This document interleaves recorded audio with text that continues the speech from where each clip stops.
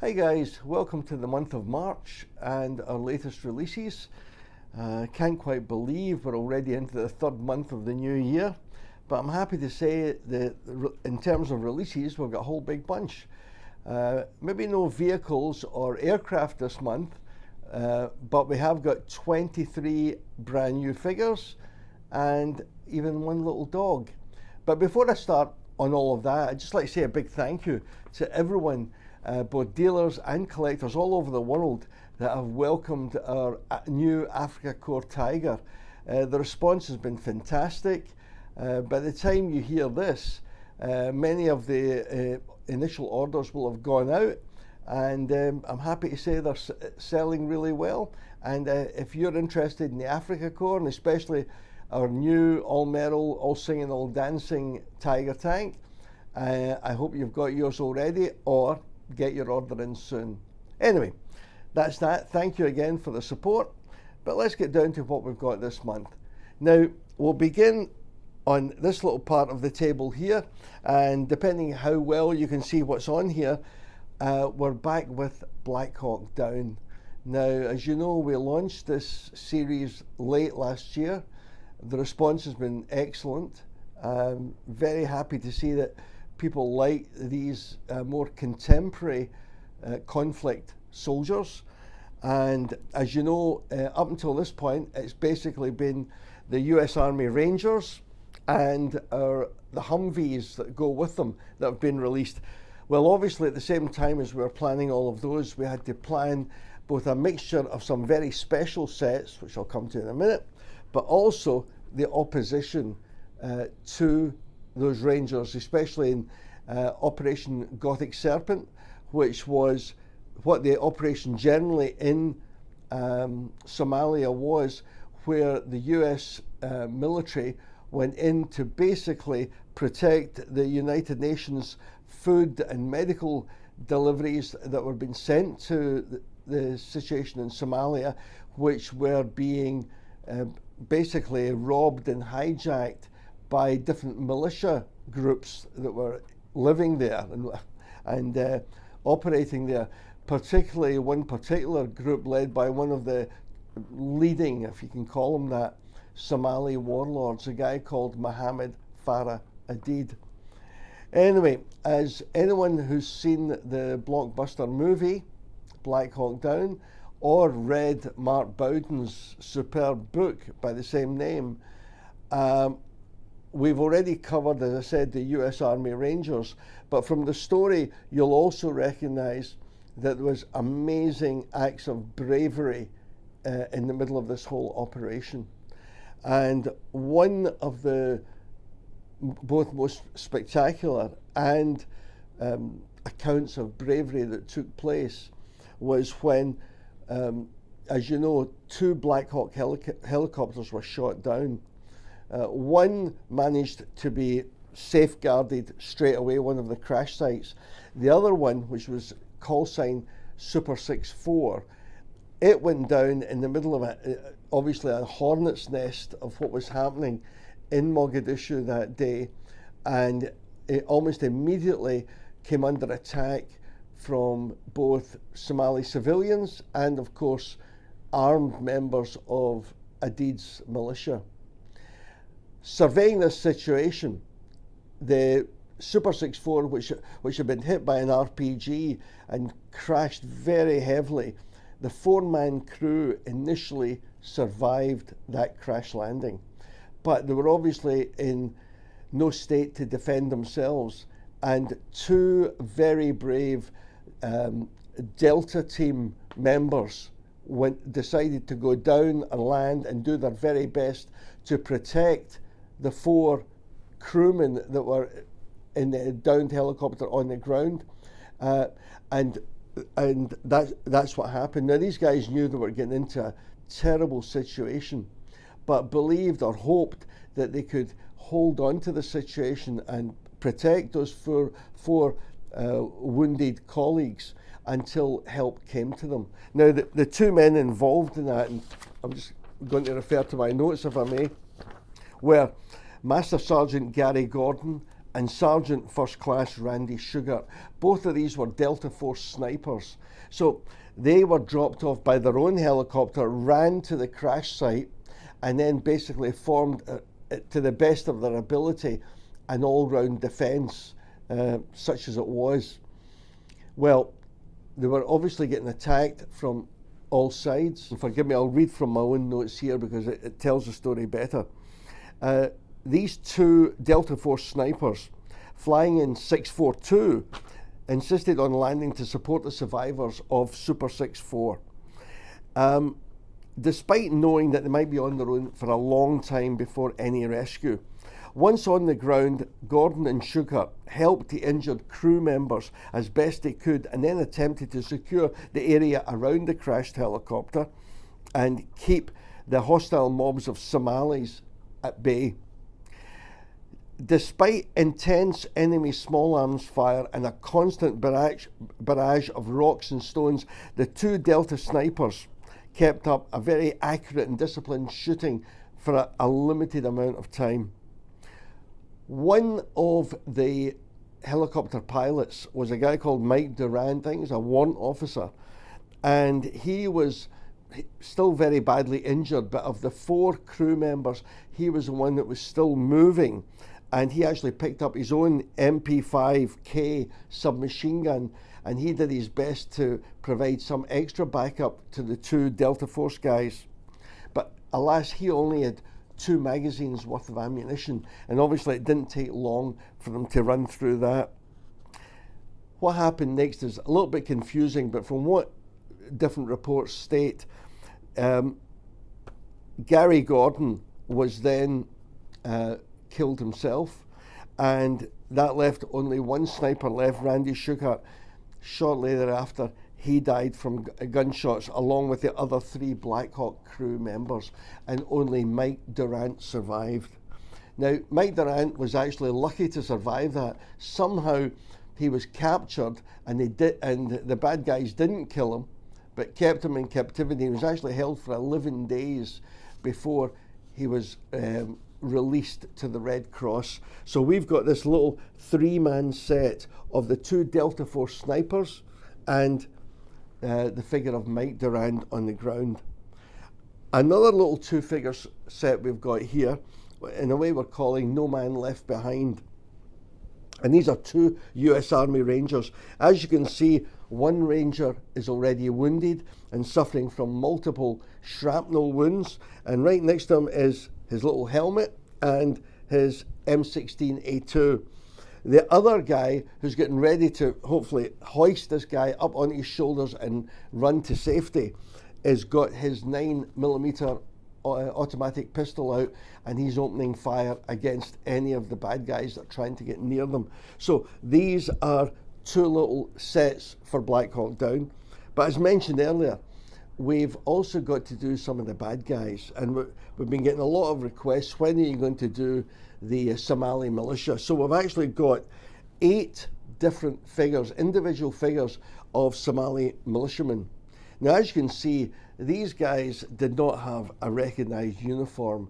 They were dressed in a grab-all case of some bits of camouflage uniforms, civilian clothes like jeans or casual shirts. Nearly all of them are wearing some kind of trainers or what have you. Very nondescript. Some of them are also wearing the Islamic headscarf, like the Arabic keffiyeh that you would see some of Hamas or some of those other Arab terrorist groups wearing. So they're all in different positions, different action positions, mostly carrying AK-47s, although one of the guys is carrying an FAL assault rifle. Again, very mixed bunch, but some very interesting figures. Oh, one of the guys, this guy here, is lying down and he's firing what's called an RPK. That was like a light automatic weapon used in Soviet bloc forces.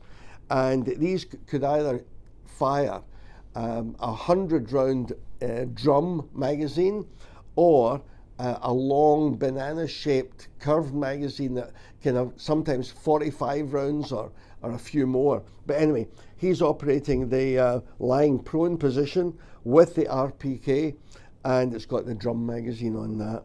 So that takes care of the guys for Black Hawk Down at the moment anyway, although we've got more planned. Now, right behind him, and you'll see him in front of our latest Hawker Hurricanes, is a little set of Battle of Britain pilots that we're calling Battle of Britain Scramble. It's actually a 4-figure set, and they're all rushing towards their aircraft. Now, during the Battle of Britain, many of the RAF pilots obviously were stationed near their aircraft because they were on call virtually all the time. So there'd be a little dispersal hut or a dispersal caravan like the one KNC's produced. And the guys would be sitting around there while their aircraft were refueled, rearmed, and then as soon as they were ready, they would be on call to take to the air again. So the guys would try to do their best to maybe grab a cup of tea or relax or take 40 winks, whatever it might be. But then suddenly the phone could ring and they would then hit the alarm bell outside the dispersal hut or the caravan, and that sound, maybe A flight or B flight or whatever, would scramble, run, race to their aircraft, jump in the cockpit, be all buckled in, and then take off with directions where to find the Luftwaffe that were obviously heading towards them. So anyway, we're calling this Battle of Britain Scramble. 4 different RAF pilots, as I say, racing towards their machines with the squadron mascot. In this case, it's a little border collie called Daisy. And I don't mind admitting here, it just so happens that among the dogs that we've got at home is a little rescue dog, which is a border collie, and it's called Daisy. So we've reproduced Daisy in miniature to go with this set. And many fighter squadrons and bomber squadrons in the Royal Air Force during World War II had animal mascots, usually dogs. So that's a little tribute to all those mascots. Now, further along here is another little pilot figure, and this one's got an interesting story. He's not a Royal Air Force pilot.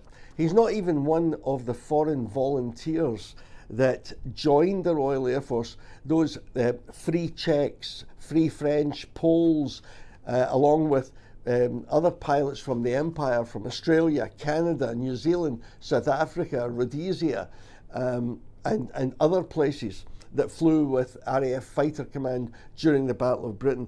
This chap is actually a Royal Navy Fleet Air Arm pilot.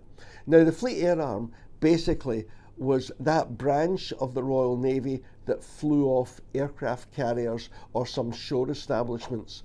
And because during the Battle of Britain, we were so short of pilots, the RAF Fighter Command and Sir Hugh Dowding, who commanded RAF Fighter Command, was more than grateful to get wherever he could find pilots. And in this case, he was offered 57 Royal Navy pilots, and they were then parcelled out to individual RAF squadrons. So it wasn't as if there was separate Royal Navy squadrons fighting the Battle of Britain, but those trained pilots of the Fleet Air Arm were then parcelled out to different squadrons wherever they were most needed. So we've got a little standing figure of a Royal Navy Fleet Air Arm pilot, something a wee bit unusual. And if you look closely, you'll see that he's wearing Navy uniform, double-breasted officer's jacket, but he's got all of his RAF flight gear on top. Moving along, another little standout figure, and this is one of the first of our new mounted Apache warriors, and we're calling him the Apache Scout. And then this figure is obviously on the lookout for the hated bluecoats, long knives, and so he's not in action per se, but he could be very soon. But anyway, he's mounted on his pony. He's got his war shield on the side, and it looks like he's carrying, he looks like he's carrying his Henry rifle as well. So that's a little single figure Apache, always useful to join our other Apaches. Then next to him are 4 different Roman Legion standard bearers. Now, we've done those so that they can actually go with any of our marching Legion figures, They can even be put into a battle scene, or they can be taking part in one of those ceremonial triumphs through the streets of Rome. So this is the vexillum bearer. The vexillum was almost like a little standard or flag that would be carried by a little embroidered cloth banner that showed the legion's emblem along with its number and name. And that was usually a sign of a zodiac or a type of animal. In this case, it's the legion that we always do, the 20th Legion, and the symbol of the 20th Legion was the running boar. Now, you'll also notice that all of these guys have got different animal skins on their heads. In the case of this first one, which has obviously got the vexillum, he's got, looks like to me like a brown wolf skin head and shoulders on top of his helmet and down his back. This is Imaginifer, bit of a mouthful. Now, this guy, every legion would carry one of these little symbols or the visage of the current emperor, and this was really to show their loyalty to the emperor of the day. And each legion would have one of these imperial symbols being carried in front of the legion.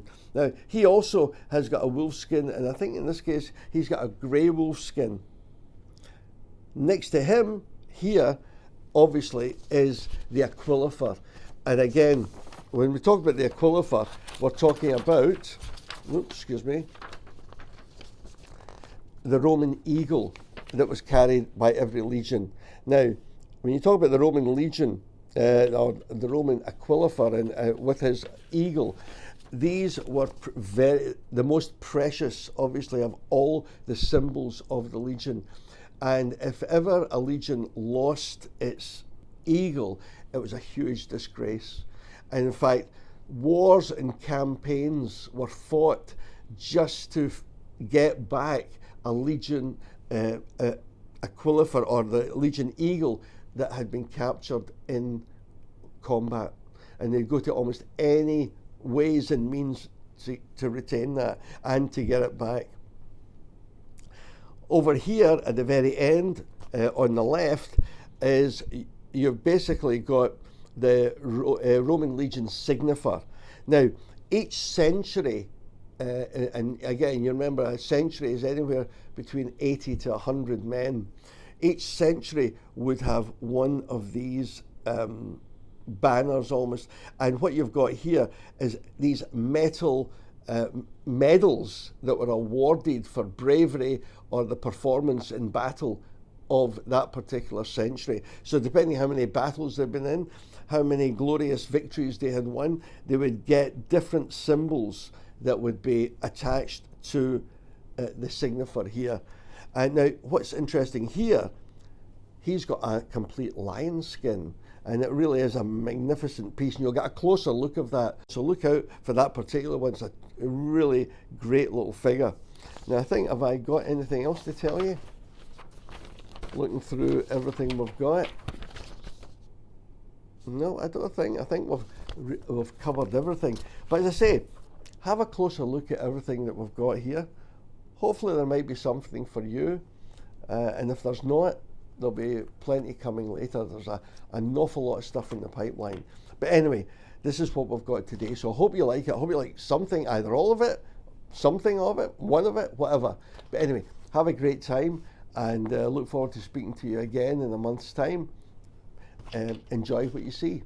Cheers.